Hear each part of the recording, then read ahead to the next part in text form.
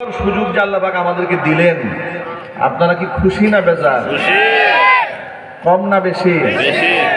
হৃদয়ের শক্তপণ ভালোবাসা উজাড় করে শ্রদ্ধা জড়িত কণ্ঠে মহান মনিবের শেখানো ভাষায় শুকরিয়া আদায় করছি। জবান ছেড়ে দিয়ে সকলে একযোগে বলছি আলহামদুলিল্লাহ। ربنا لك الحمد حمدا كثيرا طيبا مباركا فيه يا ربي لك الحمد كما ينبغي لجلال وجهك وعظيم سلطانك। আল্লাহ তাআলা আজকের তাফসীরুল কুরআন মাহফিলকে কবুল করুন। আমিন। নূরে মদিনা মডেল মাদ্রাসা ও মিফতাহুল জান্নাত মহিলা মাদ্রাসা, আল্লাহ তাআলা এই দুটো প্রতিষ্ঠানকে কিয়ামত পর্যন্ত কবুল করুন। আমিন। মসজিদ, মাদ্রাসা, অত্র এলাকার যত দ্বীনি প্রতিষ্ঠান আছে সকল প্রতিষ্ঠানগুলোকে আল্লাহ তাআলা কিয়ামত পর্যন্ত কবুল করুন। আমিন। অত্র এলাকার সমস্ত মুরদেগানের কবরে আযাব আল্লাহ তাআলা কিয়ামত পর্যন্ত বন্ধ করে দিন। আমিন। কাল হাসরের কঠিন ময়দানে আজকের এই আয়োজন আল্লাহ তাআলা আমাদের সকলের নাজাতের জরিয়া হিসেবে কবুল করুন। আমিন। প্রিয় ভাইরা, ইসলাম আল্লাহর পক্ষ থেকে দেওয়া এক বিশাল নিয়ামত। আমরা যারা মুসলমান হয়েছি, ইসলাম নামক দৌলত আমরা পেয়েছি, আমরা আল্লাহর পক্ষ থেকে অনেক অনেক বড় নিয়ামত প্রাপ্ত হয়েছে। কোরআন মাজিদে আল্লাহ তাআলা দুইটা নিয়ামতকে খুব বড় আকারে উল্লেখ করে মুমিন মুসলমানকে সেই দুটা নিয়ামত নিয়ে খুশি থাকতে বলেছেন। আল্লাহর ভাষা আপনাদেরকে আমি শোনাচ্ছি। আল্লাহ পাক বলেন, কুল বিফাদলিল্লাহি ওয়া বিরহমাতিহি ফাবিযালিকা ফালইফরাহু হুয়া খায়রুম মিম্মা ইয়াজমাউন। নবী আপনি বলে দিন, তারা যেন খুশি হয়ে যায়। কুল বিফাদলিল্লাহি ওয়া বিরহমাতিহি, আমি আল্লাহর করুণা এবং অনুগ্রহ নিয়ে বান্দারা যেন খুশি হয়ে যায়। ফাবিযালিকা ফালইফরাহু হুয়া খায়রুম মিম্মা ইয়াজমাউন। এই পৃথিবীতে মানুষ সম্পদ বলতে যা জমা করে, সকল সম্পদের চাইতে এই দুটা নিয়ামত হচ্ছে সব চাইতে দামি সম্পদ। ফাদলুন ওয়া রাহমাতুন, কোন দুটা নিয়ামতকে আল্লাহ পাক বললেন যে মানুষের জমাকৃত সম্পদের চাইতেও মূল্যবান? মুফাসসিরিন কোরআন যারা আছেন তারা লিখেছেন, যেমন রাইসুল মুফাসসিরিন ইবনে আব্বাস রাদিয়াল্লাহু তাআলা আনহু বলেন, ফাদলুন ওয়া রাহমাতুন। ফাদলুন মানে হচ্ছে আল্লাহ পাকের কোরআন, রাহমাতুন মানে হচ্ছে ইসলাম। আবার আরেকটা বর্ণনার মধ্যে এসেছে ফাদলুন মানে হচ্ছে ইসলাম, রাহমাতুন মানে হচ্ছে মুহাম্মদুর রাসূলুল্লাহ সাল্লাল্লাহু আলাইহি ওয়াসাল্লাম। অর্থাৎ কোরআন নিয়ে, ইসলাম নিয়ে আমাদেরকে খুশি থাকতে বলেছেন কে? আল্লাহ। আল্লাহর নামটা একটু মহব্বতের সাথে বলেন, আল্লাহ। কোরআন নিয়ে খুশি থাকতে বলেছেন কে? আল্লাহ। ইসলাম নিয়ে খুশি থাকতে বলেছেন কে? আল্লাহ। আমরা কি আল্লাহর কোরআনের প্রতি সন্তুষ্ট আছি? কারা কারা সন্তুষ্ট আছেন? দু হাত দেখতে চাচ্ছি। ইসলাম নিয়ে আমরা সন্তুষ্ট না অসন্তুষ্ট?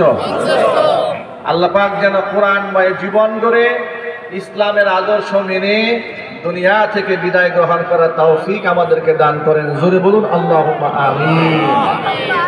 ভাইরা, আল্লাহ তাআলা দ্বীন ও ইসলাম দিয়েছেন আমাদেরকে, একটা কমপ্লিট জীবন ব্যবস্থা উপহার দিয়েছেন। এমন একটা দিন আল্লাহ তাআলা দিলেন কোরআন মাজিদের মাধ্যমে। আল্লাহ পাক সূরাতুল মাইদায় দ্ব্যর্থহীন ভাষায় বললেন, আল ইয়াউমা আকমালতু লাকুম দীনাকুম ওয়া আতমামতু আলাইকুম নি'মাতি ওয়া রাদিতু লাকুমুল ইসলাম দীনান। আজকের এই দিনে আমি তোমাদের জন্য তোমাদের দিনকে পূর্ণ করে দিলাম, আমার নিয়ামতকে পূর্ণ করে দিলাম, ওয়া রাদিতু লাকুমুল ইসলাম দীনা, দিন হিসেবে, ধর্ম হিসেবে আমি আল্লাহ তাআলা ইসলামকে মনোনীত করে নিলাম। প্রিয় ভাইরা আমার, এক বাক্যে জবাব দিয়ে বলতে হবে আল্লাহর কাছে মনোনীত ধর্মের নাম কি? একটু খুশি হয়ে বলেন ধর্মের নাম কি? এবার সূরা আলে ইমরান থেকে শোনাচ্ছি। আল্লাহ পাক বলছেন ইন্নাদ-দীনা ইনদাল্লাহিল ইসলাম। আমি আল্লাহর কাছে এই দুনিয়াতে যত প্রকারের ধর্ম মানুষ অনুসরণ করে সমস্ত ধর্ম বাতিল বলে গণ্য হয়ে গেল। একমাত্র, কেবলমাত্র, শুধুমাত্র গ্রহণযোগ্য ধর্মের নাম হলো ইসলাম। আল্লাহু আকবার বলেন। সেই ইসলাম যদি কেউ মান্য করে সে জান্নাত পাবে। ওই ইসলাম যদি কেউ মান্য করে পৃথিবীতে একটি সমৃদ্ধ সমাজ ব্যবস্থা পাবে। ওই ইসলামকে কেউ যদি অগ্রাহ্য করে পরকালে জাহান্নামের আগুনে পড়বে, দুনিয়ার মধ্যে অশান্তির আগুনে পড়বে। কথা ঠিক না ঠিক জোরে বলেন। খুব সিম্পল একটা উদাহরণ দিয়ে আপনাদেরকে বোঝাচ্ছি। ধরুন আমাদের বাংলাদেশ মধ্যম আয়ের দেশ কিংবা গরিব দেশ, ঠিক কিনা বলেন? ধরেন আমাদের দেশটা একটা গরিব রাষ্ট্র উন্নত রাষ্ট্রের তুলনায়, কিন্তু Europe, America, Sweden, Canada, Britain, Germany ওদের তো জীবন ব্যবস্থা, কালচার অনেক উন্নত। সেই হিসেবে ওদের দেশের মানুষের তো আত্মহত্যা করে মরার দরকার ছিল না, কিন্তু আশ্চর্যের ব্যাপার কি আপনারা শুনে অবাক হয়ে যাবেন, এই পৃথিবীতে আত্মহত্যা করে সবচাইতে বেশি মানুষ মারা যায় আমেরিকাতে। জাপান এত উন্নত রাষ্ট্র, জাপানের জীবন ব্যবস্থা শুনলে তো আপনারা হতবাক হয়ে যাবেন। সময়ের কত মূল্য তাদের। ট্রেন যে সময় আসার কথা, একটা ধরেন 2টা বাজে ট্রেনটা আসবে, ঠিক 1টা বেজে 59 সেকেন্ড, এমনকি 60 সেকেন্ড, এর মানে হচ্ছে 2টা বেজে গেল, সরাসরি ট্রেন এসে প্ল্যাটফর্মে লেগে গেল। সময়ের এত মূল্য। কয়েকদিন আগে অন্য একটা দেশ থেকে জাপান একটা বিমান এসেছে, বিমান ল্যান্ড করতে 10 মিনিট লেট করেছে। সেই বিমান জাপানের রানওয়েতে তারা নামতেই দেয়নি। আল্লাহু আকবার। বিমান কেন 10 মিনিট লেট করেছে এই জন্য কর্তৃপক্ষ নামার পারমিশন দেয় না, বিমানকে ব্যাক করে পাঠিয়ে দিয়েছে। সময়ের কত মূল্য এই বৌদ্ধদের কাছে, নাস্তিকদের কাছে। অথচ যেই মুসলমানদের জন্য কোরআন নাজিল করে আল্লাহ সময়ের কসম করেছেন, সেই মুসলমানদের কাছে সময়ের কোনো দাম নাই। আল্লাহ তাআলা সূরা আসরের মধ্যে সময়ের কসম করেছেন ওয়াল আসরি। আবার সূরা দাহরের মধ্যে বলেছে হাল আতা আলাল ইনসানি হিনুম মিনাদ দাহরি। কসম করেছেন সময়ের, যে সময়টা এত মূল্যবান মানুষের জীবনের, সেই মুসলমান আজকে সময়ের কোনো দাম দেয় না। তার একটা সহজ উদাহরণ এই মাহফিলের মধ্যে দেখেন। ঠিক এই মুহূর্তে দেখবেন চায়ের দোকানে বসে বসে চা খাইতেছে আর গল্প করতেছে। কথা বলে না কেন? আল্লাহর কোরআন থেকে সবক দেওয়া হচ্ছে, জীবনের দিক নির্দেশনা দেওয়া হচ্ছে। এই মুসলমান আল্লাহর কোরআনকে অবমাননা করে চায়ের দোকানে বসে গল্প করছে, এরকম মুসলমান নাই সমাজে? আরো জোরে বলতে হবে নাই? মেলায় মেলায় ঘুরছে, বাবা মার জন্য একটু দোয়া করার জন্য তারা আসতেছে না। মনে রেখো মুসলমান, কামা তাদিন তুদান, যেমন কর্ম তেমন ফল। তুমি আজকে তোমার মারহুম আত্মীয় স্বজনের জন্য দোয়া করতে কোরআনের ময়দানে জমে বসছো না, একটা সময় তুমি এই দুনিয়া থেকে চলে যাবে, তোমার পরবর্তী প্রজন্ম রাস্তায় রাস্তায় মদ খেয়ে বেড়াবে, তোমার জন্য দোয়া করবে না। সময় আছে এখনো, কোরআনের ময়দানে এসে শামিল হয়ে যাও। আল্লাহ পাক যেন তৌফিক দান করেন, জোরে কোন আমিন। উন্নত রাষ্ট্র জাপান, এত উন্নত হওয়ার পরে, জীবন জীবিকা এত উন্নত হওয়ার পরে সেখানে বৃদ্ধ মানুষের কোনো মূল্য নাই। শেষ জীবনের সময় কাটে কুকুর নিয়ে, বিড়াল নিয়ে, বৃদ্ধাশ্রমে এমন অবস্থায় সময় তাদের কাছে যে অনেক সময় ঘরের মধ্যে বৃদ্ধ মানুষগুলা পচে মরে হাড্ডি সার হয়ে যায়, সন্তান খোঁজ খবর পর্যন্ত রাখে না।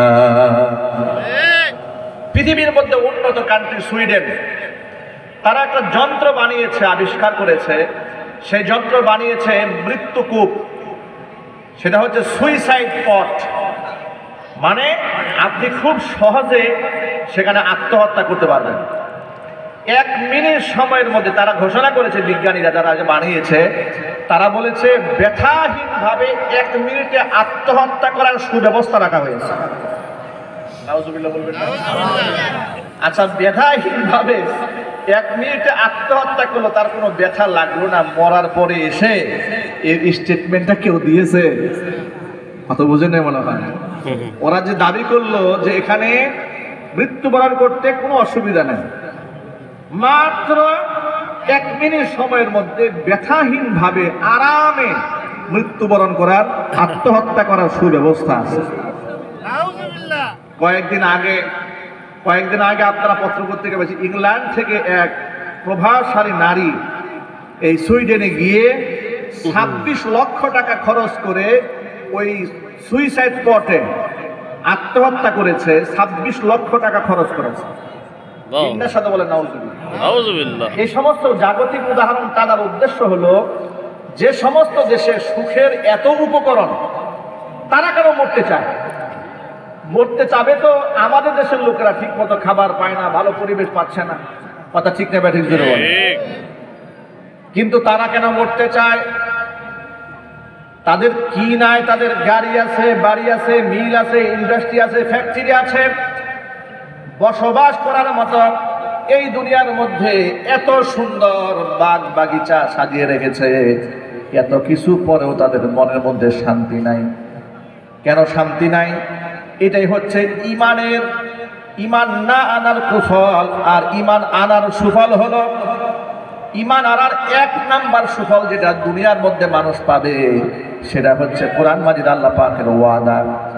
আল্লাহ পাক বলেছেন সূরা নাহলে, মান আমিলা সালিহাম মিন যাকারিন আও উনসা ওয়া হুয়া মুমিন ফালানুহইয়ান্নাহু হায়াতান তাইয়্যিবা ওয়া লানাজজিয়ান্নাহুম আজরাহুম বিআহসানি মা কানু ইয়া'মালুন।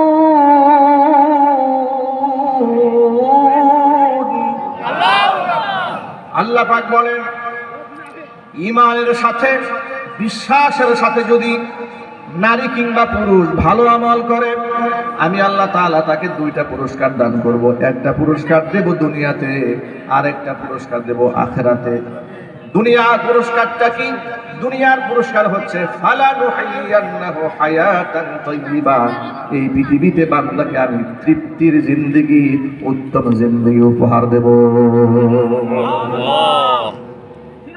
পেটে খাবার না থাকলেও মনের মধ্যে সুখ থাকবে এমন জীবন আল্লাহ উপহার দেবেন। আল্লাহু আকবার। পেটে খাবার নাই কিন্তু মনের মধ্যে সুখ আছে, তৃপ্তি আছে। জিজ্ঞাসা যদি করেন, ভাই কেমন আছেন, হাসি মুখে বলবে আলহামদুলিল্লাহ। এটা একমাত্র তার দ্বারাই সম্ভব, যেই ব্যক্তি ঈমান এনেছে মহান আল্লাহ পাকের উপরে। যার ঈমান নাই, তার ভিতরে কোনো শুকর নাই। দেখবেন, জিজ্ঞেস করেন ভাই কেমন আছেন, মাসে 10 লাখ টাকা ইনকাম, আর বলবেন না ভাই একদম বাজে একটা অবস্থা। ঠিক কিনা বলেন? আর ইমানদার ব্যক্তির জীবনটা লক্ষ্য করেন। এই জন্য নবী করিম সাল্লাল্লাহু আলাইহি সাল্লাম বলেছেন, আজাবান লি আমরিল মুমিন, ইমানদারের বিষয়টা বড় আশ্চর্যজনক ব্যাপার। কারণ ইমানদারের প্রত্যেকটা জিনিস তার জন্য কল্যাণ বয়ে আনে। আশ্চর্যের ব্যাপার হচ্ছে, ইদা আসাবাতহু দাররাউ সাবারা ওয়া ইদা আসাবাতহু সাররাউ শাকারা। আল্লাহ নবী সাল্লাল্লাহু আলাইহি ওয়াসাল্লাম বলেছেন, ইমানদারের জীবনের প্রত্যেকটা মুহূর্ত কল্যাণ করে হয়ে যায়। তার জীবনে যদি কল্যাণ হাসিল হয়, শুকরিয়া আদায় করে ফাকানা খায়রাল্লাহ, এটা তার জন্য কল্যাণ করে হয়ে যায়। আবার যদি জীবনে কোনো মুসিবত আসে, ব্যক্তি হতাশ হয়ে যায় না, নিরাশ হয়ে যায় না, আল্লাহ পাকের সন্তুষ্টি কল্পে ধৈর্য ধারণ করে, এটাও তার জন্য কল্যাণ হয়ে যায়। জোরে জোরে বলেন সুবহানাল্লাহ। ইমানদারদের জীবনে হেরে যাওয়ার কিছু নাই, হতাশ হওয়ার কিছু নাই। ভাইরা, আমরা ঈমান আনার পরে আমাদের এই বাংলাদেশে যে কয়েকটা দ্বীনের অংশগুলোকে আমরা সাময়িকভাবে আমরা খুব সংক্ষিপ্ত আকারে কায়েম করতে পেরেছি। আমরা ব্যক্তি জীবনে আলহামদুলিল্লাহ অনেকে আমরা নামাজ পড়ি, ব্যক্তি জীবনে আমরা রোজাও রাখি, ব্যক্তি জীবনে আমরা হজ করি, অনেকে ব্যক্তিগতভাবে যাকাত দেয়, অনেকেই দেয় না। কিন্তু আমভাবে সমাজের মধ্যে নামাজ কায়েম নাই, সমাজের মধ্যে যাকাত কায়েম নাই। কথা ঠিক না ব্যাঠিক জুড়ে বলেন? সমাজের মধ্যে আল্লাহ পাকের আহকামাতগুলো ব্যাপক হারে পরিচালিত নয় বলে এই সমাজের মধ্যে এখনো চুরি আছে, ডাকাতি আছে, জেনা আছে, বদমাশি আছে, মাস্তানি আছে, টেন্ডারবাজি আছে, জমি দখল আছে, হল দখল আছে। আছে না নাই? কথা জুড়ে বলতে হবে, আছে না নাই? আচ্ছা, এগুলা থেকে আমরা একটু মুক্তি পেতে চাই। আমরা আল্লাহ পাকের আহকামগুলো, কোরআনে কারিমের যত বিধিবিধান আছে সবগুলাকে সামাজিকভাবে আমরা বাস্তবায়ন করতে চাই। বলেন না ইনশাআল্লাহ? আমি যদি আপনাদেরকে ছোট্ট করে একটা প্রশ্ন করে আপনারা জবাব দেবেন, এই কোরআনে আল্লাহ পাক কি কোনো বেইনসাফ কোনো কথা বলেছেন? মানুষের জন্য জুলুম হয় এমন কোন আইন কি বান্দাদেরকে আল্লাহ দিয়েছেন? কোরআনের আইন যদি সমাজে বাস্তবায়ন হয় তাহলে সেই ক্ষেত্রে অমুসলিমরা কষ্ট পাবে, দুঃখ পাবে, ব্যথা পাবে এমন কোন বিধান কোরআনে আছে? তাহলে সেই কোরআন অনেক মুসলমান আছে ব্যক্তি জীবনে মানতে চায়, ব্যক্তি জীবনে কোরআন মানতে চায়, সামাজিকভাবে কিছুটা মানতে চায়, কিন্তু গোটা দেশের মধ্যে আল্লাহ পাকের কোরআনে কারীম বিধান চালু হয়ে যায়, এটা অনেক মুসলমানই দিল থেকে মানতে চায় না। আমি ওই সমস্ত ভাইদেরকে ছোট্ট করে একটা সবক শোনাই। দেখুন, আল্লাহর নবী সাল্লাল্লাহু আলাইহি ওয়াসাল্লামে রেখে যাওয়া প্রতিটা সুন্নাহ সমাজে বাস্তবায়ন করতে হবে, যেভাবে সাহাবায়ে কেরাম বাস্তবায়ন করেছেন। কারণ সাহাবায়ে কেরাম হচ্ছেন আমাদের ঈমানের নমুনা। ঠিক না ঠিক বলেন? সাহাবায়ে কেরাম আমাদের ঈমানের মডেল, ঈমানের নমুনা। সূরা বাকারায় সাহাবায়ে কেরামের ঈমান সম্পর্কে আল্লাহ পাক বলেছেন, وَإِذَا قِيلَ لَهُمْ آمِنُوا كَمَا آمَنَ النَّاسُ قَالُوا أَنُؤْمِنُ كَمَا آمَنَ السُّفَهَاءُ أَلَا إِنَّهُمْ هُمُ السُّفَهَاءُ وَلَكِنْ لَا يَعْلَمُونَ। যখন মদিনার ইহুদিদেরকে অথবা মুনাফিকদেরকে যখন বলা হয় আমিনু কামা আমানান নাস, ঈমান আনো তোমরা সেইভাবে যেভাবে সাহাবায়ে কেরাম ঈমান এনেছেন, কালু তখন তারা বলে আনুমিনু কামা আমানাস সুফাহা, এই বুকারা যেভাবে মুহাম্মদ সাল্লাল্লাহু আলাইহি ওয়াসাল্লামের উপর ঈমান এনেছে, আল্লাহকে না দেখে বিশ্বাস করেছে, পরকালের আযাব না দেখে বিশ্বাস করেছে, জান্নাত জাহান্নাম না দেখেই যেমন বিশ্বাস করেছে, আমরা কি ওদের মতো বোকা নাকি? আনুমিনু কামা আমানাস সুফাহা। আল্লাহ পাক জবাব দিয়ে বলছেন, আলা ইন্নাহুম হুমুস সুফাহা, ইমানদার বান্দারা বোকা নয়, ইমানদার বান্দারা বোকা নয়, বরং তারাই বোকা যারা আমার ইমানদার বান্দাদেরকে বোকা বলে, তারাই বোকা। ওয়ালাকিন লা ইয়ালামুন, কিন্তু সেটা তারা নিজেরাও জানে না। এই সমাজের বাস্তব চিত্রটাও এরকম। দেখবেন যে বয়সে একটা ছেলে 5 ওয়াক্ত নামাজ মসজিদে জামাতে গিয়ে আদায় করে, অল্প বয়সের ছেলে মুখের মধ্যে দাড়ি রেখেছে, স্কুল কলেজে পড়ে, তাহাজ্জুদের নামাজ পড়ে, বন্ধু বান্ধবরা বলে এই ছেলেটা একটু বোকা সোজা, সরল সোজা। কিন্তু পক্ষান্তরে যে বন্ধু বান্ধব তাসের আড্ডায় যায়, সিনেমায় যায়, নাইট ক্লাবে যায়, টেন্ডারবাজি করে, বলে বিরাট চালাক, বিরাট সফল, জুরে জুরে বলেন নাউযুবিল্লাহ। সাহাবায়ে কেরাম ইসলামের আদর্শটাকে যেভাবে পালন করেছেন বিনা যুক্তিতে, বিনা তর্কে, আমরাও কোরআনের বিধানকে ঠিক সেভাবে হাসি মুখে গ্রহণ করতে চাই। রাজি আছেন না ইনশাআল্লাহ? ছোট্ট একটা এক্সাম্পল দিলে আপনারা খুব সহজে বুঝতে পারবেন যে আল্লাহ পাকের আয়াত নাজিল হলে সাহাবায়ে কেরাম সেই আয়াতগুলোকে কিভাবে গ্রহণ করতেন। আমাদেরকে তো কোরআন শরীফের আয়াত শোনালে এই সমাজের লোকেরা কি করে জানেন? এর পেছনে 10টা কোরআনের আয়াতের বিরুদ্ধে যুক্তি দাঁড় করা। কথা ঠিক না ব্যাঠিক জোরে বলেন? যদি বলা হয় ও মা বোরকা পরো, 10টা কথা আপনারা শোনাই দিবে, এখন কি বোরকা পরার জামানা নাকি? এটা অ্যারাবিয়ান কালচার, এত কট্টর মুসলমান হওয়া যাবে না, এত বাস বিচার করে চলা যাবে না, এত যুক্তি। সুদের ব্যবসা করে, যদি বলেন ভাই সুদ খাবেন না, সুদ খাওয়া মানে হচ্ছে নিজের মায়ের সাথে জিনা করা, তখন বলে হুজুর এই জমানায় এত মুসল্লিগিরি চলে না, ব্যবসা বাণিজ্য করতে হলে একটু একটু করতে হয়। রাজনীতি করে, রাজনীতি করতে গিয়ে নিজের ঈমান বিক্রি করে মানুষের ভোট কামানোর জন্য চেষ্টা করে। ঠিক বাস্তব জীবনে আছে না? না। এই বছর এক রাজনীতিবিদ পূজায় গিয়ে বলেছে, মুসলমানের সন্তান, 2023 সালে মা দুর্গা 10 হাত নিয়ে এসেছিল, তার ক্ষমতায় শেখ হাসিনা টিকতে পারে নাই। মা দুর্গার শক্তিতে নাকি শেখ হাসিনা দেশ ছেড়ে পালাই গেছে। নাউজুবিল্লাহ, নাউজুবিল্লাহ। এত আসতে বলেন আপনারা। একটা মুসলমান নেতার মুখ থেকে এমন বক্তব্য বের হয়েছে, এর চেয়ে আফসোস আর কি হতে পারে? কথা ঠিক না ব্যাঠিক জোরে বলেন? আপনাদেরকে যদি আমি জিজ্ঞেস করি দেবদেবীর কি কোনো ক্ষমতা আছে, আপনারা কি সকলে জবাবটা দিলেন না? অনেকে চুপচাপ আছে, তারা মনে মনে ভাবতেছে কিছুটা থাকতেও পারে। সৈরাচারী হাসিনা কি বলেছিল জানেন? আপনারা কেউ দেবদেবীর সমালোচনা করবেন না, হিসাব তো পরকালে হবে, কারণ কার মধ্যে কি আছে বলা যায় না। নাউজুবিল্লাহ, জোরে পড়ে। আপনারা কি মনে করেন যে কার মধ্যে কি আছে বলা যায় না? এক বাক্যে জবাব দিতে হবে, আসমান জমিনে সকল কিছুর ক্ষমতা কার হাতে? আল্লাহ। এই তো জোরে আওয়াজে বলুন আল্লাহ। আরো শক্তি দিয়ে বলুন কার হাতে? আল্লাহ। অথচ মাত্র কয়েকটা ভোট ভিক্ষা করার জন্য ঈমান বেঁচে দিয়েছে। ঠিক ঠিক না ব্যাটিক জোরে বলেন? এই জন্য আমি আফসোস করে এক মাহফিলে বলেছি, যারা মাত্র 5% অমুসলিমের ভোট কাস্ট করতে গিয়ে পূজায় গিয়ে ঈমান বিক্রি করে বলেন যে দুর্গার শক্তিতে হাসিনার পতন হয়েছে, এই জন্য দুর্গার কাছে আপনি ঋণী, এই কথা যিনি বলেছেন মাত্র 5% অমুসলিমের ভোট পাওয়ার জন্য, আল্লাহ না করেন এই দেশে যদি 30% ওদের সংখ্যা হইতো, এই মুসলমান ধুতি পইরা এদের পূজা মণ্ডপে হাজির হইত। কথা ঠিক না ভাই? ঠিক।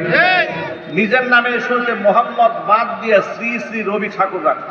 ঠিক কথা বলে না? এদের অবস্থা তো তাই হয়েছে।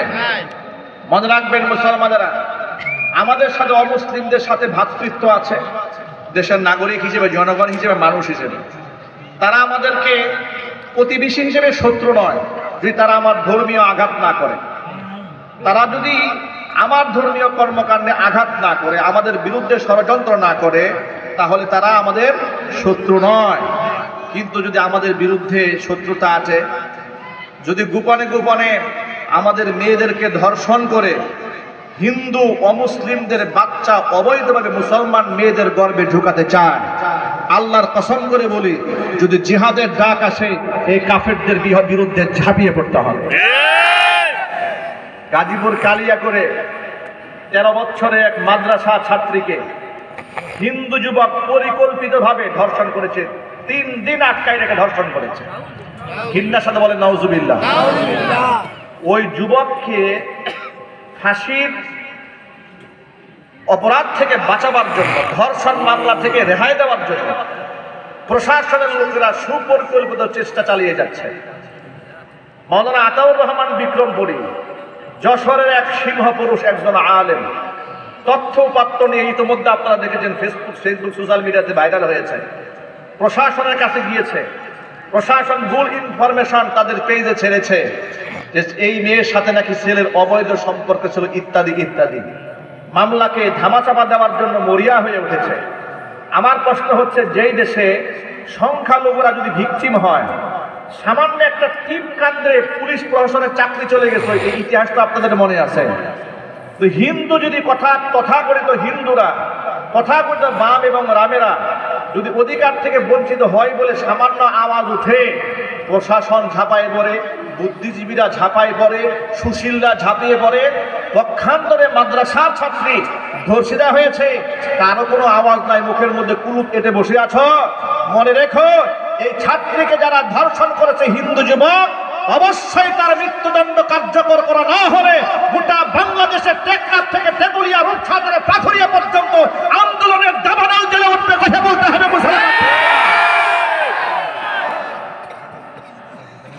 প্রিয় মুসলমান ভাইরা আমার, অমুসলিমদেরকে আমরা শত্রু মনে করি না। কোরআনের ভাষায় আল্লাহ বলে দিয়েছেন, সূরা মুজাদালার মধ্যে আল্লাহ পাক কি সুন্দর বলে দিয়েছেন, লক্ষ্য করেন। সূরাতুল মুমতাহিনার মধ্যে আল্লাহ বলেছেন, লা ইয়ানহাকুমুল্লাহু আনিল্লাযীনা লাম ইউকাতিলুকুম ফিদ-দীনি ওয়া লাম ইউখরিজুকুম মিন দিয়ারিকুম আন তাবাররুহুম ওয়া তুকসিতু ইলাইহিম ইন্নাল্লাহা ইউহিব্বুল মুকসিতিন। যেই সমস্ত অমুসলিমরা তোমাদের সাথে ধর্মীয় যুদ্ধে লিপ্ত হয় নাই, তোমাদেরকে এলাকা থেকে তাড়িয়েও দেয় নাই, তাদের সাথে ভালো আচরণ করতে আমি আল্লাহ তাআলা তোমাদেরকে নিষেধ করি না, এমনকি তাদের সাথে ইনসাফ করতেও আমি আল্লাহ পাক বারণ করি না। ইন্নাল্লাহা ইউহিব্বুল মুকসিতিন, আমি আল্লাহ তাআলা ইনসাফকারীদেরকে বলো ভালোবাসি। জোরে জোরে বলেন সুবহানাল্লাহ। সুতরাং সাধারণ হিন্দু যারা আছে এদের সাথে আমার কোনো দুশ্মনী নাই, কিন্তু যে কুলাঙ্গার আমার বোনকে ধর্ষণ করেছে তার সাথে আমার শত্রুতা আছে না নাই? জোর আওয়াজে বলতে হবে, আছে না নাই? যেই কুলাঙ্গার নর্থ সাউথ বিশ্ববিদ্যালয়ে আল্লাহর কোরআন ছিঁড়ে ঠান্ডা মাথায় পাড়িয়েছে অপূর্ব পাল নামক হিন্দু কুলাঙ্গার, এর সাথে আমার শত্রুতা আছে না নাই? হিন্দু কুলাঙ্গারের ফাঁসি হতে হবে। আল্লাহর কোরআন যে পাড়িয়েছে, আল্লাহর কোরআনের সাথে বেয়াদবি হয়েছে, তার ফাঁসি হোক, এটা কি আপনারা চান? কারা কারা চান? এবার দুহাত দেখতে চাচ্ছি। গোটা বাংলাদেশ থেকে আওয়াজ তুলতে হবে।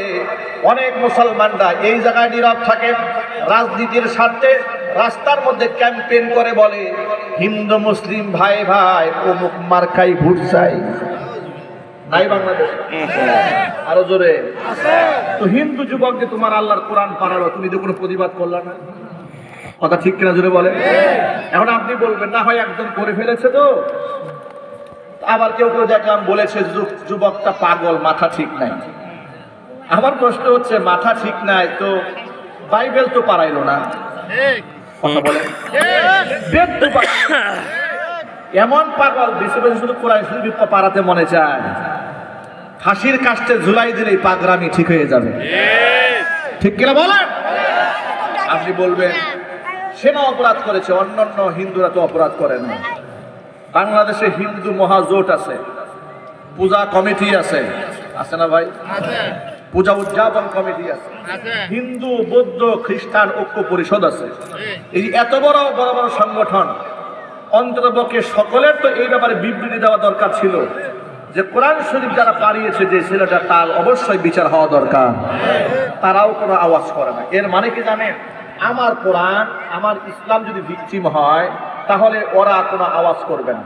পক্ষান্তরে ওরা ভিকটিম হলে আমার দেশের কিছু মুনাফিক আছে ঝাঁপিয়ে গিয়ে পড়ে আগলা পিরিত দেখাবার জন্য। আল্লাহর কথায় চূড়ান্ত, মুশরিকরা কোনোদিন মুসলমানদের আপন হতে পারে না। আল্লাহর কথা এই দেশের মুসলমানরা ভুলে গেছে, বিদায় আজকে মুসলমানদের কলিজার মধ্যে আগুন লেগেছে, কপালে দুঃখ আর দুর্দশা নেমে এসেছে আল্লাহর কোরআনের কথা ভুলে যাওয়ার কারণে। দেখুন আল্লাহ পাক কি বলেছেন, আল্লাহ পাকের ভাষায় শোনায়, লাতাজিদান্না আশাদ্দান নাসি আদাওয়াতান লিল্লাযীনা আমানুল ইয়াহুদা ওয়াল্লাযীনা আশরাকু। ইমানদারদের জন্য দুইটা জাত হচ্ছে দুনিয়াতে সবচেয়ে বড় চরম শত্রু।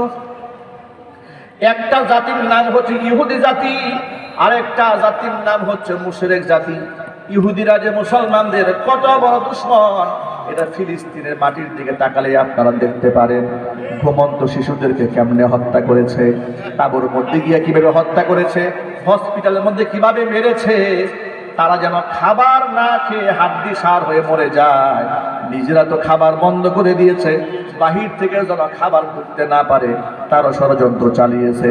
আমি আমার ভাষায় বলি, আসমানের নিচে জমিনের উপরে ওই সমস্ত ইহুদিদেরকে দেখতে মানুষের মতো মনে হলেও আল্লাহর কসম ওরা জানোয়ার ছাড়া কিছু নয়। এই জানোয়ারদের বিরুদ্ধে মুসলমানদের ঐক্য গড়ে তুলতে হবে, কথা ঠিক নেবে ঠিক? এই হচ্ছে মুসলমানদের একটা শত্রু। আরেকটা শত্রু হচ্ছে মুশরিক। এটা আমার ভাষা নয়, এটা আল্লাহর ভাষা। আল্লাহ বলছে ওয়াল্লাযীনা আশরাকু, যারা শিরিক করে, মুশরিক, এরা মুসলমানদের ঈমানের শত্রু। কথা বলে না কেন? কি শত্রু? ঈমানের শত্রু। আপনি যে পূজা মণ্ডপে গিয়া এদের সাথে লাড্ডু ভাগাভাগি করেন, আপনি যে শুভেচ্ছা জ্ঞাপন করেন, আপনার তো ঈমানের গায়রত নাই, আপনার তো লজ্জা থাকা উচিত, আপনার তো শরম থাকা উচিত। ওমর ইবনুল খাত্তাব রাদিয়াল্লাহু তাআলা আনহু বলেছেন, মুশরিকদের পূজা অর্চনার সময় তোমরা তাদের অনুষ্ঠানের মধ্যে অংশগ্রহণ করবে না, কারণ ওই মুহূর্তে আল্লাহর পক্ষ থেকে তাদের উপর গজব নাজিল হয়। মুসলমানরা এতটাই ব্যক্তিত্বহীন হয়েছে, একজনকে তো দেখলাম পূজায় গিয়া এক আলেম গীতা পাঠ করা শুরু করছে। নাউযুবিল্লাহ। কথা বলে না কেন? আরেকজন দেখলাম রামকৃষ্ণের কাহিনী বলতে গিয়ে আবেগে কান্না করে দিছে। আছে না নাই? আমরা আল্লাহকে দোয়া করি, আল্লাহ পাক যেন রামকৃষ্ণের সাথে ওর হাসর করায় না। কথা ঠিক না ব্যাটিং জুড়ে বলে? রামকৃষ্ণের কথা বলে আবেগে কান্না করে দিয়েছে। পরে যদি মুসলমান বলা হয় তা আবু জেহেলকে এক নম্বর মুসলমান বলতে হয়। কথা ঠিক না ব্যাটিং জুড়ে বলে? তাওহীদের ক্ষেত্রে মুসলমান কোনো আপোষ চলবে না, আল্লাহর একত্ববাদের সাথে আপোষ চলবে না। আমরা ইব্রাহিমের সন্তান। হযরত ইব্রাহিম এই দুনিয়াতে মূর্তি পাহারা দেওয়ার জন্য আসেন নাই, মূর্তিকে শুভেচ্ছা দেওয়ার জন্য আসেন নাই। মূর্তি ভাঙার অপরাধে ইব্রাহিম আলাইহিস সালাতু ওয়াস সালামকে অগ্নিকুণ্ডের মধ্যে ফেলে দেওয়া হয়েছিল। মুহাম্মদ রাসূলুল্লাহ সাল্লাল্লাহু আলাইহি ওয়াসাল্লাম মক্কা বিজয়ের পরে হাতের লাঠির ইশারায় 360 খানা মূর্তি ভেঙে টুকরা টুকরা করে দিয়েছিলেন। কোরআন মাজিদ 4টা জিনিসকে শয়তানের নাপাক কর্মকাণ্ড বলেছেন, পরিহার করতে বলেছেন, তাহলে মুসলমানদের সফলতা আসবে। কোরআন মাজিদ আল্লাহ তাআলা সূরা মাইদায় 4টা জিনিসকে শয়তানের নাপাক কর্মকাণ্ড বললেন। আল্লাহর ভাষায় শোনায়, আল্লাহ পাক বলেন, ইয়া আইয়ুহাল্লাযীনা আমানু ইন্নামাল খামরু ওয়াল মাইসিরু ওয়াল আনসাবু ওয়াল আজলামু রিজসুম মিন আমালিশ শাইতান ফাজতানিবুহু লাআল্লাকুম তুফলিহুন।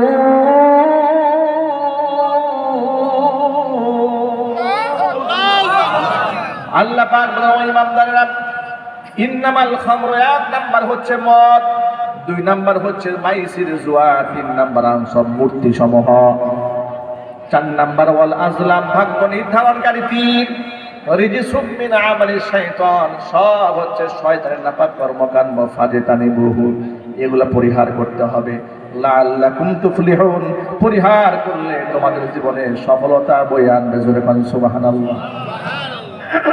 এই অপারেটর, এই বক্সে আওয়াজ দাও, এত কাছে কথা বলা যাচ্ছে না। সাইড বক্সে আওয়াজ দাও, সাইড বক্সে আওয়াজ দেন। কথা এত কাছ থেকে বলতে হয় যে একটু সরে গেলে আওয়াজ বন্ধ হয়। এর মধ্যে 2 নাম্বার হচ্ছে আনসাব, মূর্তি। 2 নাম্বার কি? 1 নাম্বার হচ্ছে মদ, 2 নাম্বার জুয়া, 3 নাম্বার মূর্তি। মূর্তি সমূহকে আল্লাহ তাআলা শয়তানের নাপাক কর্মকাণ্ড বলেছেন। সেই মূর্তির সাথে মুসলমানদের কোনো সম্পর্ক আছে? কিন্তু অনেকে আওয়াজ বলেন। ইলেকশনের স্বার্থে একটু কোনো অসুবিধা নেই, নির্বাচনের স্বার্থে একটু পূজা টুজা করা যায় নাকি? না। নির্বাচনের স্বার্থে একটু হালুয়া খাইলে অসুবিধা নাই? আছে। অনেকে বলে আমরা জনপ্রতিনিধি তো একটু যেতে হয়। একদম পরিষ্কার বার্তা, পৃথিবীর সমস্ত মুফতি, সমস্ত ফকিহ এই ব্যাপারে একমত। পূজায় মুসলমানের অংশগ্রহণ করা হারাম, রাজনৈতিক কারণেও হারাম, ব্যক্তিগত কারণেও হারাম, অনুদান দেওয়া ডাবল হারাম। যেই মুসলমান এটাকে হালাল মনে করবে, আল্লাহর কসম ওর ঈমান থাকবে না, তার কালিমা পড়ে নতুন করে মুসলমান হতে হবে। কথা ঠিক না ঠিক? এই কথাটা মনে থাকবে ইনশাআল্লাহ। ইনশাআল্লাহ। কার মনে থাকবে দেখি হাত তুলে, মৃত্যু পর্যন্ত মনে রাখবেন ইনশাআল্লাহ। আল্লাহ পাক কবুল করে, জোরে করে আমিন। প্রিয় ভাইয়েরা আমার, মূল কথা এবার ফিরে আসি। তাহলে আল্লাহর আয়াত শোনা মাত্র সাহাবীরা যেভাবে গ্রহণ করতেন, আমাদেরকে সাহাবায়ে কেরামের মতো আল্লাহর আয়াতকে গ্রহণ করতে হবে। কোনো প্রকার প্রশ্ন অসুরে দেওয়া যাবে না। সূরা হুজুরাতের 2 নম্বর আয়াতে কারিমা নাযিল হলো। প্রেক্ষাপটটা আগে শোনায় দিই আপনাদেরকে।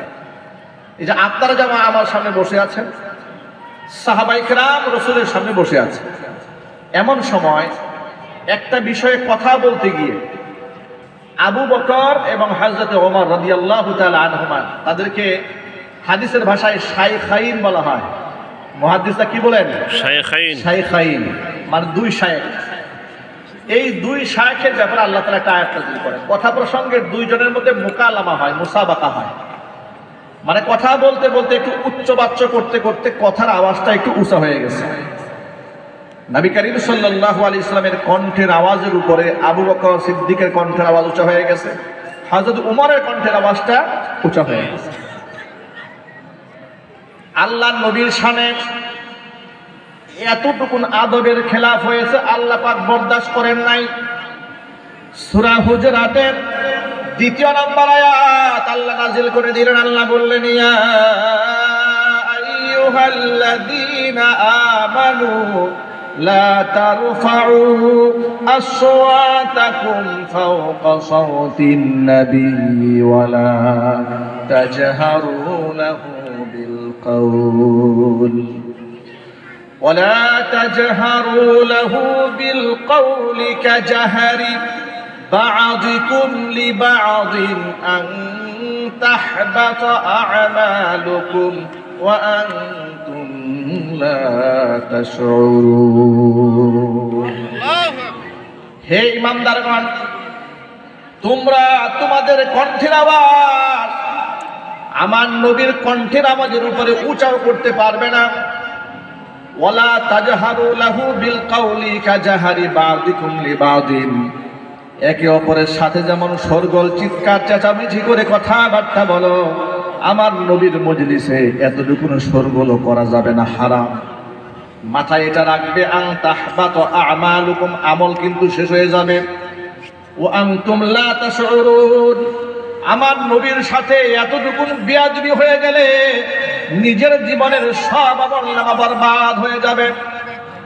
এই আয়াতটা নাযিল হওয়ার পরে সাহাবায়ে কেরাম এত ভয় পেয়ে গেলেন, এত সন্ত্রস্ত হয়ে গেলেন, নবীদের সামনে কথা বলতে গিয়া আবু বকর সিদ্দিক রাদিয়াল্লাহু তাআলা আনহু থরথর করে কাঁপতেন। হযরত উমর এত ভয় পেতেন, আস্তে আওয়াজে কথা বলতেন। অনেক সময় নবীজি সাল্লাল্লাহু আলাইহি সাল্লাম বলতেন, আবু বকর আপনি কি বলেছেন আওয়াজটা শুনতে পারেন, আপনি আরেকটু জোর আওয়াজে কথা বলেন। উমরকে ডেকে বলতেন, উমর আপনার কণ্ঠের আওয়াজটা শুনতে পাই না, আরেকটু জোরে করে কথা বলেন, জোরে জোরে বলেন সুবহানাল্লাহ। এই আয়াতটা নাযিল হওয়ার পরে মদিনার আনসারী একজন সাহাবীর নাম ছিল সাবিত ইবনে কয়েস রাদিয়াল্লাহু তাআলা আনহু। এই সাবিত ইবনে কয়েস তিনি এমন একজন মানুষ, জন্মগতভাবে শিশুকাল থেকেই আল্লাহর পক্ষ থেকে সৃষ্টিগতভাবে তার কণ্ঠের আওয়াজটা একটু উঁচা বড়। কিছু কিছু সমাজে মানুষ থাকে দেখেন যে দারাজ কণ্ঠের অধিকারী, ঠিক না ভাই? মানে আস্তে কথা বলতেই পারে না। আমাদের এলাকাতেও আমরা এরকম লোক দেখেছি, বিভিন্ন মঞ্চে বক্তব্য দেওয়ার সময় খুব দারাজ গলায় বক্তব্য দিতে পারেন, মানে বলার বয়সটা খুব স্ট্রং ভয়েস, এরকম কিছু লোক আছে সমাজে। তো সাবিত ইবনে কয়েস হচ্ছেন এরকম খুব দারাজ গলার অধিকারী। সাবিত ইবনে কয়েস এমন ভয় পেয়েছেন আয়াত নাযিল হওয়ার পরে, তিনি মুহাম্মদ সাল্লাল্লাহু আলাইহি ওয়াসাল্লামের সামনে আসেন না, ঘরের মধ্যে বসে আছেন। আল্লাহর নবী তাকে নামাজে পাচ্ছে না। সাবিত ইবনে কয়েস নামাজে নাই। নবীজি সাল্লাল্লাহু আলাইহি ওয়াসাল্লাম জিজ্ঞেস করলেন, কি ব্যাপার সাবিত ইবনে কয়েসকে দেখতে পাচ্ছি না, কি হয়েছে তার, সে কি অসুস্থ নাকি?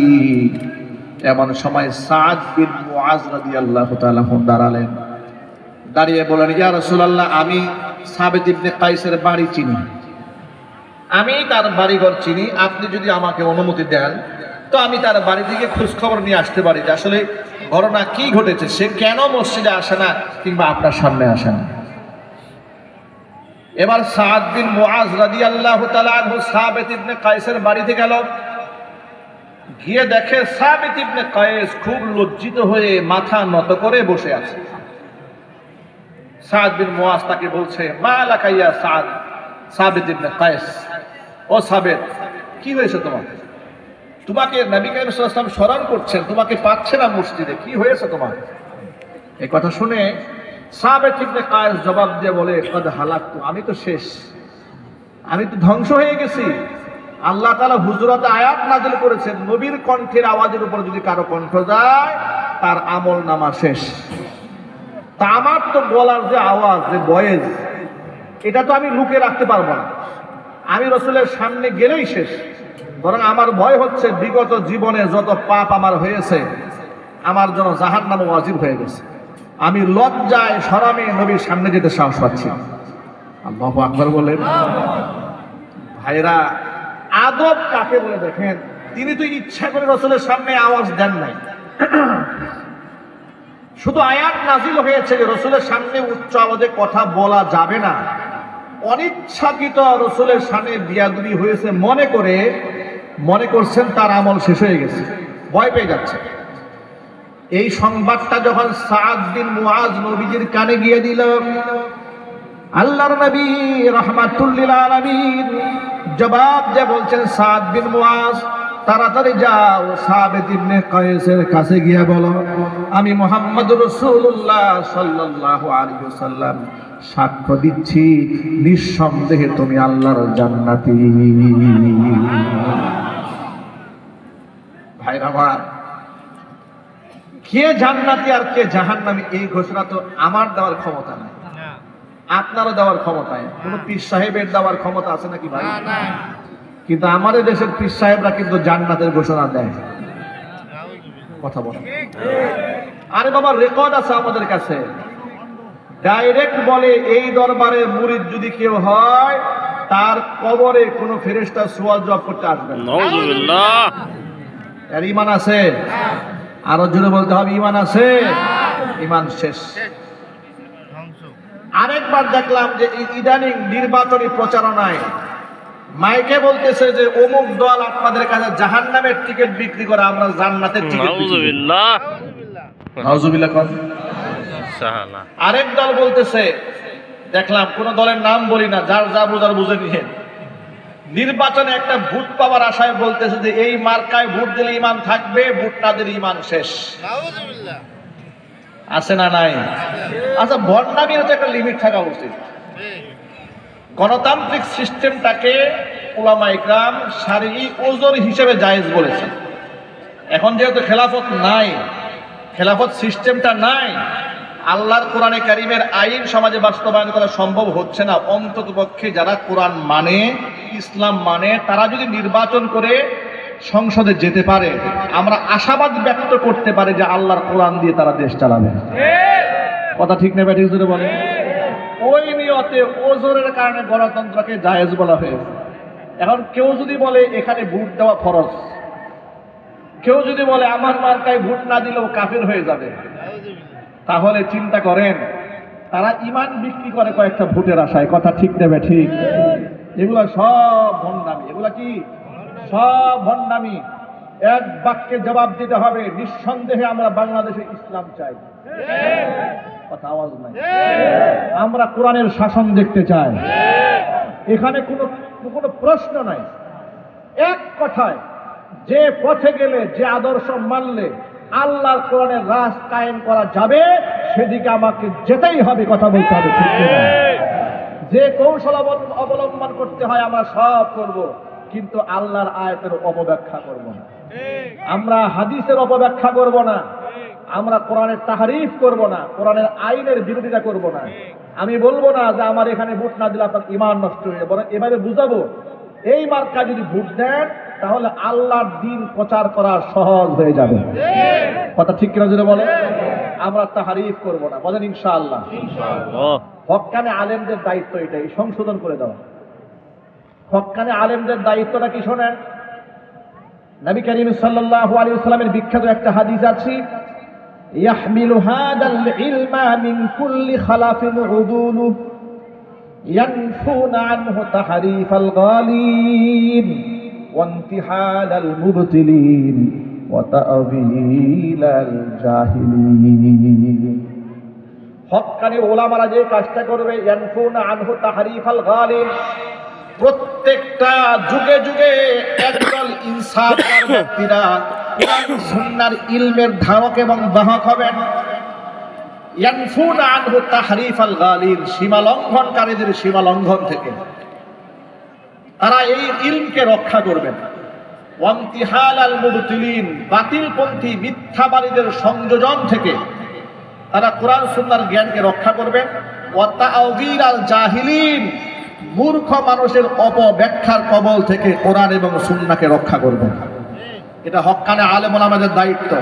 এখানে আরেকটা মূলনীতি আপনাদেরকে বলে দেই, কোন আলেম যদি কোরআনের তাফসিরের মধ্যে অপব্যাখ্যা করেন, মিস্টেক করেন, ভুল করেন, ব্যক্তিগতভাবে তাকে গোপনে সংশোধন করার চেষ্টা করার পরে সে যদি সংশোধিত না হয়, তখন মাইকেই তার ব্যাপারে কথা বলে মানুষকে সতর্ক করা আলেমের উপর ওয়াজিব।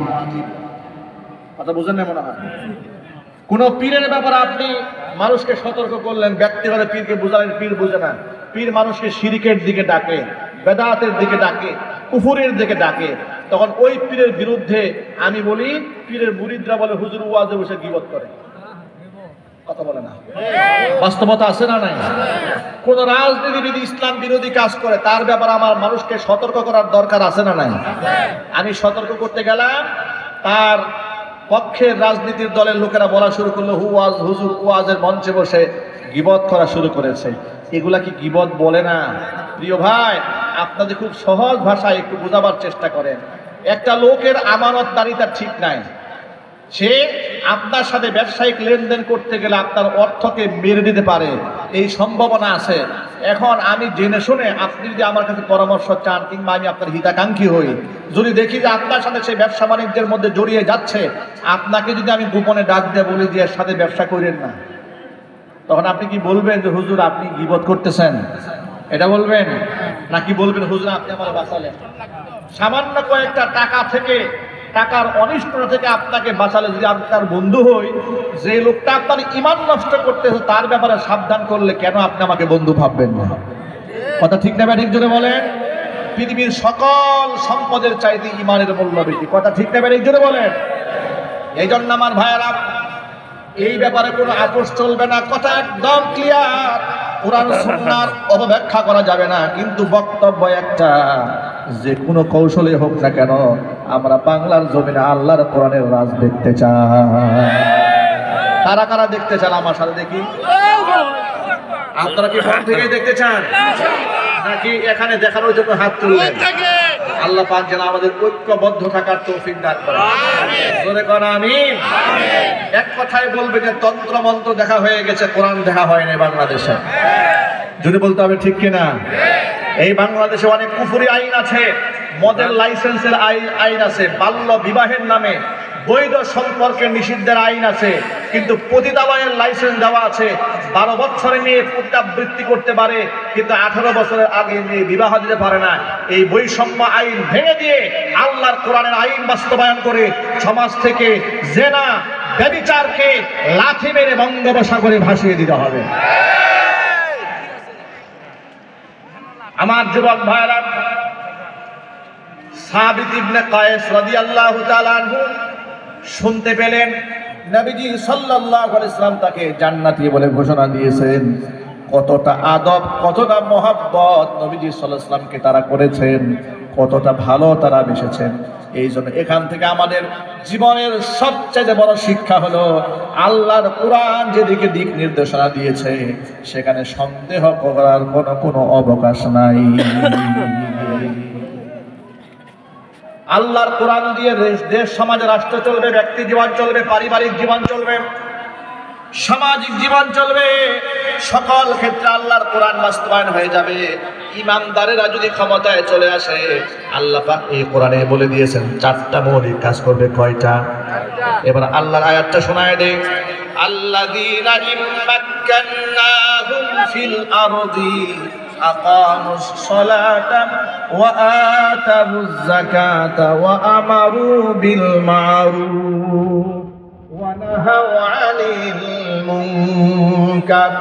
ইমামদারেরা ক্ষমতায় গেলে এক নাম্বার যে কাজটা সমাজের মধ্যে করবে, সমাজের মধ্যে তারা নামাজ কায়েম করবে। সমাজের মধ্যে নামাজ কায়েমের দরকার আছে না নাই? বড় দুঃখ লাগে, আজান হয়ে যায় মসজিদে, অসংখ্য মুসলমান মসজিদ মার্কেটে দোকান করে নামাজে যায় না। ঠিক না বলেন? ঠিক। মাইক দোকানের উপর লাগিয়ে রেখেছে, মুয়াজ্জিন আজান ফুটছে, উনি আজান শুনে মসজিদে যায় না। এর চাইতে বড় আফসোস, এর চাইতে বড় ব্যর্থতা মুসলমানদের জীবনে আর কি হতে পারে? নবী করিম সাল্লাল্লাহু আলাইহি সাল্লাম বলেছেন, জুইলাত কুররাতু আইনি ফিস সালাহ, নামাজের মধ্যে আল্লাহ তাআলা আমার চোখের শীতলতা দান করে দিয়েছে। আল্লাহ তাআলা কোরআনে ঘোষণা করেছেন, ইয়া আইয়ুহাল্লাযীনা আমানুস্তাঈনু বিস-সাবরি ওয়াস-সালাহ ইন্নাল্লাহা মা'আস সাবিরিন। ওই ইমানদারেরা, দুইটা জিনিসের মাধ্যমে তোমরা আমার কাছে সাহায্য চাবে। আমানুস্তাঈনু বিস-সাবরি ওয়াস-সালাহ, নামাজের মাধ্যমে আমার কাছে সাহায্য চাবে, আর ধৈর্য ধারণ করার মাধ্যমে আমি আল্লাহর কাছে সাহায্য চাইবে। আমি আল্লাহ ধৈর্যশীলদের সাথে আছি। জোরে জোরে বলেন সুবহানাল্লাহ। আজকের পর থেকে আমরা এক ওয়াক্ত নামাজও কাজা করব না। তার কারণটা শোনেন। বুনিয়াল ইসলাম আলা খামসিন, নবী করিম সাল্লাল্লাহু আলাইহি সাল্লাম বলেছেন, ইসলামটা টিকে আছে 5টা খুঁটির উপরে। এক নাম্বার খুঁটি হচ্ছে এই বিশ্বাসের উপরে টিকে আছে, এই সাক্ষীর উপরে টিকে আছে, কালিমাতি এই শাহাদাত, আশহাদু ইলাহা ইল্লাল্লাহ ওয়া আন্না মুহাম্মাদার রাসূলুল্লাহ, এই কথাটা সাক্ষ্য দেওয়া আল্লাহ ছাড়া কোনো মাবুদ নাই, মুহাম্মদ সাল্লাল্লাহু আলাইহি ওয়াসাল্লাম আল্লাহ পাকের রাসূল। এই বিশ্বাস আমাদের সকলের দিলে আছে, আলহামদুলিল্লাহ। এটা আলহামদুলিল্লাহ জোরে বলেন। আমার বিশ্বাস এটা আমাদের সবার দিলে আছে, আলহামদুলিল্লাহ। আল্লাহ ছাড়া কোনো মাবুদ আছে? একটা কমন প্রশ্ন, আল্লাহ ছাড়া মাবুদ আছে? মুহাম্মদ সাল্লাল্লাহু আলাইহি ওয়াসাল্লাম আল্লাহ পাকের রাসূল, এই ব্যাপারে আমাদের সন্দেহ আছে? এটা হয়ে এই পর্ব শেষ, কিন্তু ওয়া ইকামিস সালাহ, নামাজ পড়ব বাকি আছে। নামাজের ওয়াক্ত হয়ে গেছে, সামনে অনেক কাজ, ব্যবসা বাণিজ্য সামনে চলে আসে। নামাজকে বলো না কাজ আছে, কাজকে বলো আমার নামাজ আছে। নামাজ বিহীন পরকালে কি জবাব দিবে তুমি প্রভুর কাছে? নামাজকে বলো না কাজ আছে, কাজকে বলো আমার নামাজ আছে। নামাজ বিহীন পরকালে কি জবাব দিবে তুমি প্রভুর কাছে? হযরত আলী কাররামাল্লাহু ওয়াজহাকে ডেকে নবী করিম সাল্লাল্লাহু আলাইহি ওয়াসাল্লাম বলেছেন, আলী, ইয়া আলী, সালাতুন লা তুআখিরহা, 3টা কাজে কখনো বিলম্ব করবে না। 1 নাম্বার কাজ হচ্ছে আস-সালাতু ইযা আনাত। ও আলী, নামাজের সময় হয়ে গেলে ইচ্ছা করে কাল বিলম্ব করবে না, যে মাত্র তো ওয়াক্ত শুরু হয়েছে, কিছুক্ষণ পরে গিয়ে আদায় করব, এই কথা বলবা না। 2 নাম্বার ওয়াল জানাজাতু ইযা হাদারাত, জানাজা হাজির হয়ে গেছে, ভাষণ দিয়ে দিয়ে বিলম্ব করা যাবে না। আমাদের সমাজে একটা ট্রেডিশন হয়ে গেছে যে যত বড় মাপের নেতা তারা জানাজা তত বিলম্বিত হয়। রাজনৈতিক নেতারা আসে স্টেজে, লাস্টে সামনে রেখে এবার ওয়াজ শুরু করে, যে মানুষ বিরক্ত। শুধু গায়ে বান্ধা এরকম হয় না, কথা বলে না নাকি শুধু ঢাকাতেই হয়? আর বেনামাজির জানাজা বেশি হয় বাংলাদেশে। ঢাকায় শহরে হয় একটা, গ্রামের বাড়িতে হয় একটা, হাই স্কুল মাঠে একটা, ফুটবল মাঠে একটা। অত জিন্দা অবস্থায় ফরজ নামাজ পড়ে না এক ওয়াক্ত। ঠিক না ব্যাটিং জন্য বলে? এর জানাজা পড়লে কি আর না পড়লে কি, ফেরেশতারা ডান্ডা নিয়ে বসে আছে সাইজ করার জন্য। ঠিক না ব্যাটিং? জানাজাতে দেরি করা যাবে না। 3 নাম্বার, এই যে পয়েন্টটা বলবো এটা বড় মারাত্মক। ওয়াল আইয়িমু ইদা ওয়াজাদতা লাহা কুফুয়ান, এটা যুবকদের জন্য মজার অংশ। উপযুক্ত সময় হয়েছে ছেলে মেয়ের বিবাহের, উপযুক্ত পাত্র পাত্রী পেয়ে গেছো, নবীজি বলেছেন খবরদার বিবাহকে কোনোভাবেই কাল বিলম্ব করবে না। মেয়ে যুবতী হয়েছে, বালেগা হয়েছে, বিয়ে দিয়ে দাও। ছেলে বিবাহের উপযুক্ত হয়েছে, বিবাহ করায় দাও। যদি বিলম্ব করো, এরা যদি আল্লাহ না করুন জৈবিক চাহিদা তো আল্লাহ পাকের প্রদত্ত প্রত্যেকটা মানুষের শরীরের মধ্যে আসে না নাই? ক্ষুধা লাগলে খাবারের যেমন দরকার হয়, যৌবনের চাহিদার সময় যখন হয়ে যায় তখন তার পার্টনারের প্রয়োজন হয়ে যায়। এটা আল্লাহর পক্ষ থেকে হুকুম, সেটা যেন অবৈধ কাজে না যায়, সেটা যেন বৈধভাবে আদায় হয়ে যায়। এই জন্য ছেলে মেয়ে উপযুক্ত সময় বিবাহ দিয়ে ফেলতে হবে, বিলম্ব করা যাবে না। কিন্তু আমাদের সমাজে তুমি আগে নিজের পায়ে দাঁড়াও, নিজের পায়ে দাঁড়িয়ে এরপরে বিবাহ করো। বেচারাদের কি অবস্থা, 30 বছর হয়ে গেছে বিয়ে করায় না, নিজের পায়ে দাঁড়ায় না। আছে কিনা জোরে বলেন? মেয়ে বিশ্ববিদ্যালয়ে পড়াচ্ছে, মেয়েকে বিবাহ দেয় না। আচ্ছা, বিশ্ববিদ্যালয়ে যে মেয়েকে পাঠাই দেন, মেয়ের বয়স হয়ে গেছে 22 বছর, মেয়ে বিশ্ববিদ্যালয়ে পড়াশোনা করতে তার জৈবিক চাহিদা আছে না? আরো চিল্লায় এখন। তা আপনি যে তাকে পাঠাই দিলেন বিশ্ববিদ্যালয়ে, সে তো বয়ফ্রেন্ড নিয়ে সিনেমা হলে যাবে না, যাবে কই? ঠিক কথা ঠিক না বেঠিক? সে পার্কে যাবে না, যাবে কই? এই সমস্ত গুনার জন্য বাবা মাকে কাল কিয়ামতের ময়দানে আল্লাহর দরবারে আসামি হয়ে যেতে হবে। যাদের পয়সা পাতি একটু ইনকাম কম আছে তাদের জন্য একটা আয়াত বলি, একেবারেই যদি কেউ সামর্থ্য না থাকে সেটা ভিন্ন জিনিস, রোজা রেখে নিজেকে নিয়ন্ত্রণ করবে। কিন্তু পয়সা পাতি একটু কম আছে, আল্লাহ পাক কোরআনে বলে দিয়েছেন সুসংবাদ, وَأَنكِحُوا الْأَيَامَ مِنكُمْ وَالصَّالِحِينَ مِنْ عِبَادِكُمْ وَإِمَائِكُمْ إِنْ يَكُونُوا فُقَرَاءَ يُغْنِهِمُ اللَّهُ مِنْ فَضْلِهِ। আল্লাহ পাক বলেছেন বিবাহের উপযুক্ত ছেলে মেয়েদেরকে বিবাহ করায় দাও। ইয়াকুনু ফুকারা, যদি এরা একটু দরিদ্র হয়, পয়সা পাতি ইনকাম কম থাকে, ইগনিহিমুল্লাহু মিন ফাদলি, বিবাহ করলে আমি আল্লাহ ধনী বানায় দেব। সুবহানাল্লাহ। আর জোরে যুবকরা তো এটা শুনে সুবহানাল্লাহ জোরে বলা দরকার। যুবকরা একটু জোরে বলতে হবে আলহামদুলিল্লাহ। আচ্ছা, আল্লাহ কি মিথ্যা কথা বলে? আল্লাহ বলে ইয়াকুনু ফুকারা, এই যুবক তোমার যদি পয়সা ইনকাম কম থাকে বিবাহ করো। ইগনিহিমুল্লাহু মিন ফাদলি, আল্লাহ বললেন বিবাহ করলে আমি তোর ধনী বানাই দেব।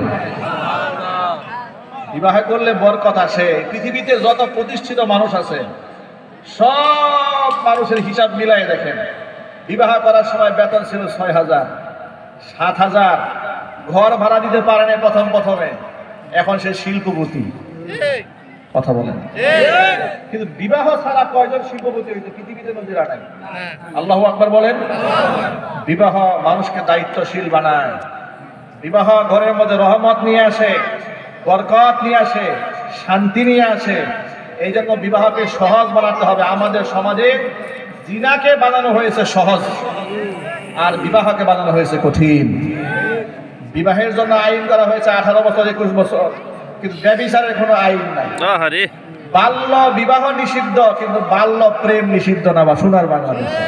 কথা ঠিক না ব্যাটির জন্য বলে?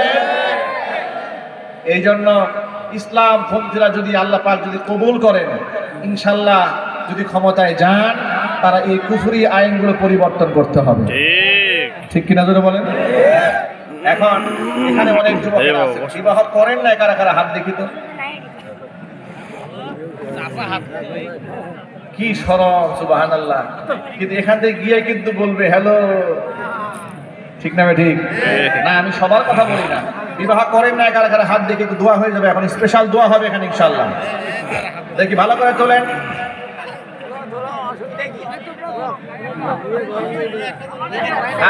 আচ্ছা ঠিক আছে। এখন আপনারা দেখেন আমাদের সমাজে বিবাহ কেমন কঠিন করা হয়েছে। বিবাহ করতে গেলে, করাইতে গেলে মেয়ের বাবাদের বিশাল বিপদ এই সমাজে। কারণ ছেলে পক্ষ দাবি করে বেশি কিছু চাই না, একটা গাড়ি দিলেই হবে। আমাদের কোনো দাবি দেওয়া নাই 500 জন মুখ খাইতে যাবে, নাউজুবিল্লাহ পরে। এই জালেম সমাজে আছে না? এই সমাজ থেকে সব ধরনের অপসংস্কৃতি কুসংস্কার বন্ধ করে দিতে হবে, বলেন ইনশাআল্লাহ। বিবাহকে সহজ করতে হবে, অনেক মোটা অঙ্কের মোহর ধার্য করা যাবে না। যুবক ভাইরা, মা বোনদেরকে বলছি, কান খুলে শুনে